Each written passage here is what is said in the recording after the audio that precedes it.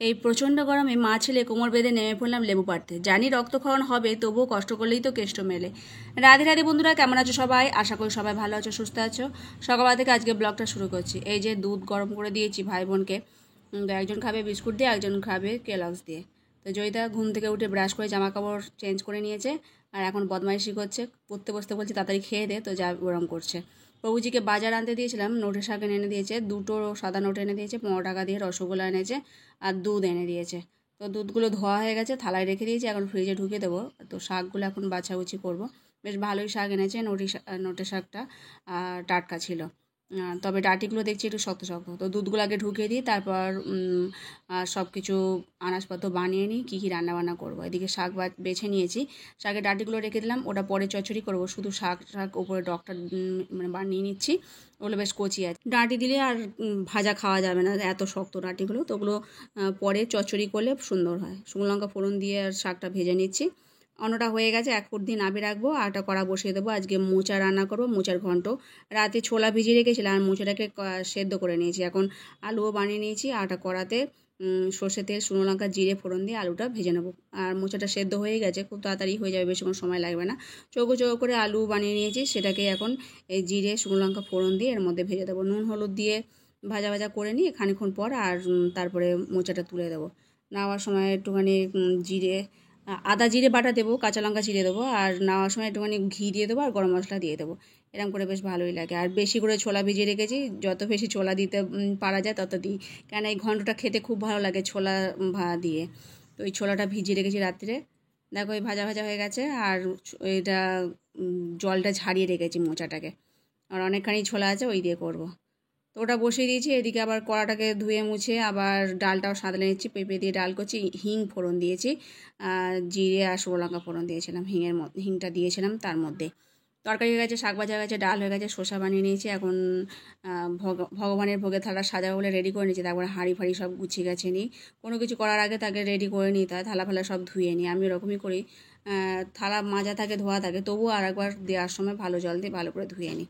আর এদিকে ভগবানের ভোগে থালা সাজাবো বলে সব কিছু দিয়ে দিচ্ছি সাজিয়ে। আর শসাটাকে একটুখানি ছিলা কাটা করে নিয়েছি। আলু ছাড়া যে মেশিনটা আছে তাতেই এরকম করার জায়গাটা আছে, সেটা দিয়ে করে দিই। রসগোল্লা দিয়ে ভগবানকে সেবা দিয়েছিলাম, প্রভুজিও খেয়ে দিয়ে চলে গেছে। তারপরে আমি চলে এসেছি বাইরে। প্রচণ্ড গরম, আজকে এত গরম পড়েছে বলা না, কিন্তু লেবুগুলো সব পেকে পেকে পড়ে যাচ্ছে, পাঁচিলে ওপারে এদিক ওদিক পড়ে যাচ্ছে। তো সেগুলো না পারলে নয়, তো ওই বাধ্য হয়ে আজ পারতে চলে এসেছি। গৌকে বললাম মই নিয়ে আসতে, ও একটু সাহায্য করছে, নইলে একা হবে না। জানি এতে মানে হাতের কাঁটা ফুটে এত রক্ত বেরোয় না, আমার সারা হাত পুরো ছিঁড়ে যায়। লেবু পাড়াটা খুব কষ্টকর প্রতি বছর, কিন্তু এত লেবু হয়েছে মানে পড়ে পড়ে নষ্ট হয়ে যাচ্ছে। তো ওই পাড়তে শুরু করেছি মা ছেলে মিলে। আর ওকেও বললাম, ও না হলে হবে না, আবার ডাল কিছুটা কেটে বাদ দিয়ে ফেলে দেবো, যেহেতু অনেক অন্যদিকে চলে গেছে, মানে লেবুর ভারেতে অন্যদিকে ঝুঁকে গেছে। আর গরমে পুরো আমি চান করে গেছি, আর গোগো পুরো একবার স্নান করে গেছে, মানে গেঞ্জি ওই যে ভিজে গেছে, এমনই গায়ে রাখতে পারিনি।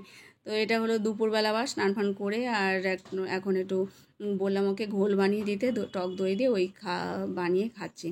জয়িতা ড্রয়িং করছিল, আর এই যে এখন আমরা সবাই মিলে এখন ওই ঘোল খাচ্ছি। এত গরম পড়েছে, মনে হয় বৃষ্টি হবে।